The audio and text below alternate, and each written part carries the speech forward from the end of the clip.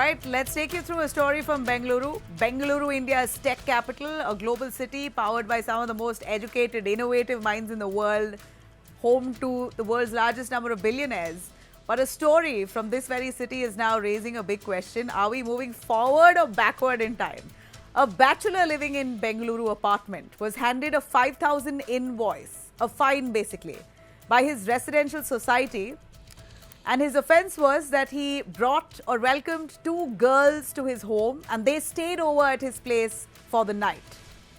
Well, that fine was given to him without a warning. There was no conversation with him, just a fine.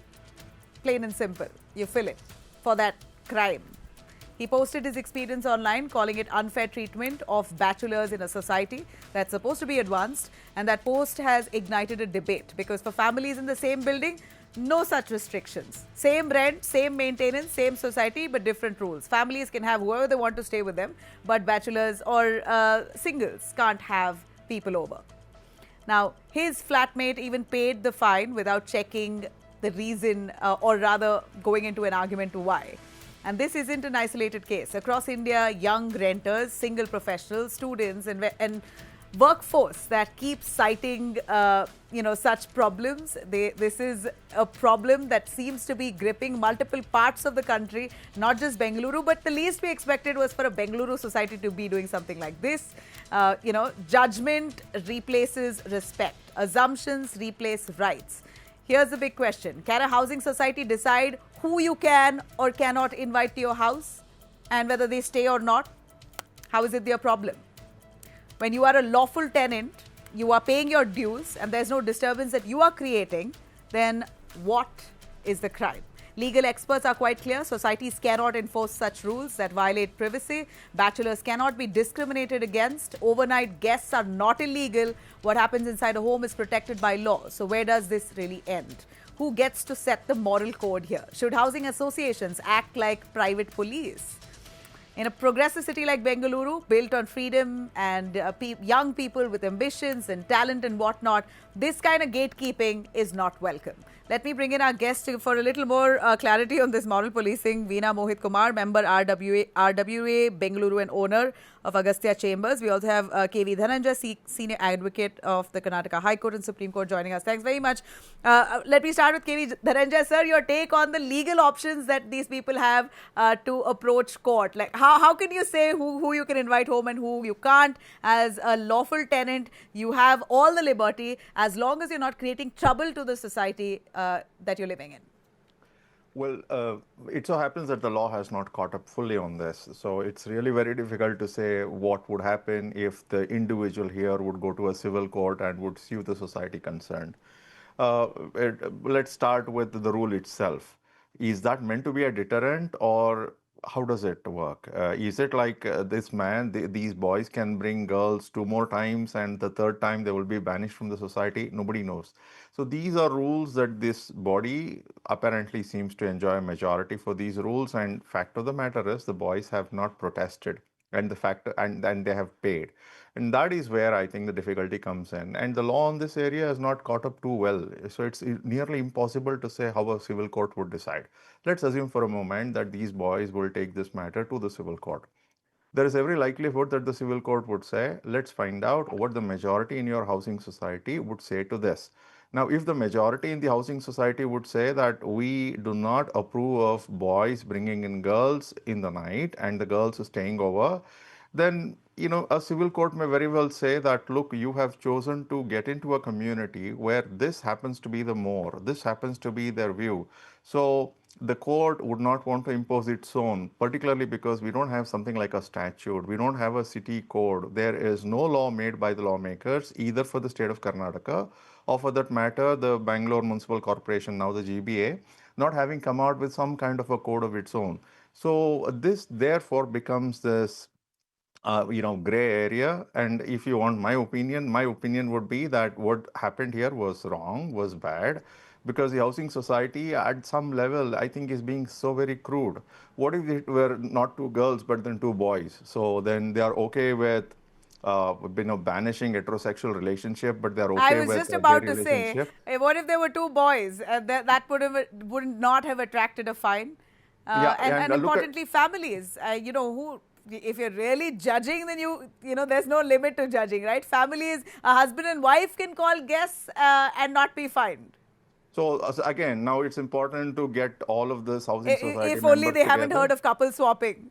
Yeah, yeah. So we have to get all of them together and ask them what their views are about live-in relationships. What about gay marriages? It looks like, they froze in time. They probably are carrying some 80s values to Yeah. Bangalore. So I think that is how one can also view this. But at the end of the day, the boys in question have not complained, so we can slightly assume that they were not too bothered and they probably didn't think paying 4.5 to 5,000 rupees was not too much.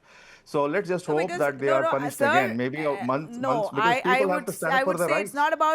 it's not about whether 4,000, 5,000 was too much. I think it's more about avoiding the embarrassment, avoiding a confrontation with the RWA, There, and just there wanted is to also get another past this aspect. incident There so is that there is there is they also stay. It's Nabila. There you is are also very another careful as to. Nabila. There's also another aspect, which is the boys have called in two girls to come to their place, and the boys now had better take a small chance and confront this housing society about what they wish to do. That is because if you want to live in a housing society at some level, you might also want to be a bit assertive.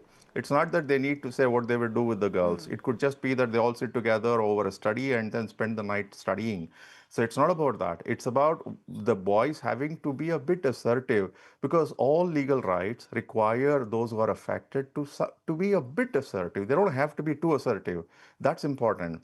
Very often we find people who assume that, look, if I have to confront the housing society, do I have to divulge to them what we do with these girls? Not necessary. It's important for people to be slightly assertive and say that, look, what happens in the confine of our house is not something that anyone else should be bothered about. There are so many things that can happen. It could be look.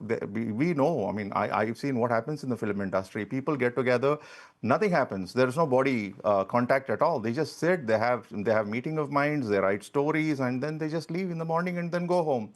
So it's important for the boys here Absolutely. to take a Absolutely. stand. The But fact that anyway, they that's didn't. still a secondary issue. Whether even if there is meeting of bodies, how is it anyone's problem if it's behind closed doors? But stay It's with us important for them quickly, to say Veena. that. If you could come in on this, what kind of RWA regulation is this? Would you, someone as an RWA Nabila, member thanks yourself, for having endorse me. a rule like this?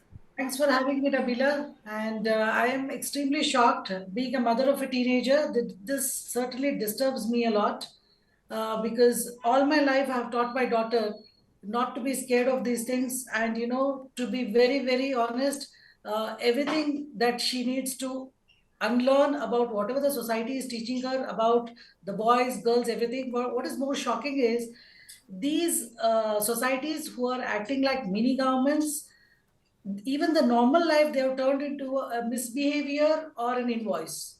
And the thing that is disturbing me the most is that the invoice clearly says two girls, and that is very, very disturbing.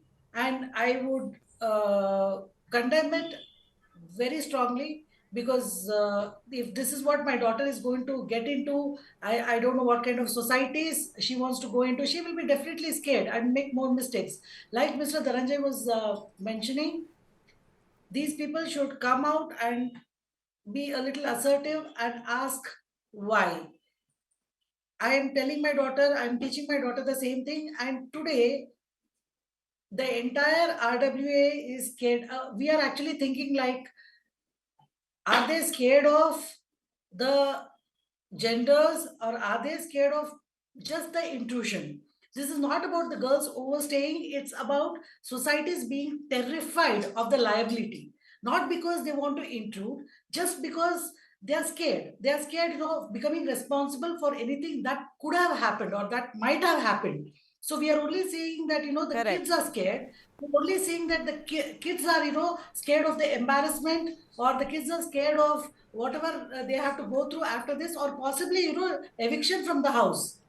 And there is nobody who is going to stand by them and say, okay, no matter what happens, we will ensure your safety at home, we will ensure that there is a house which is you will not be asked to vacate. But I think it's the other way too. Even the societies are scared. If something goes wrong, what will happen? I'm looking at it both ways, but I strongly condemn whatever happened. Hello.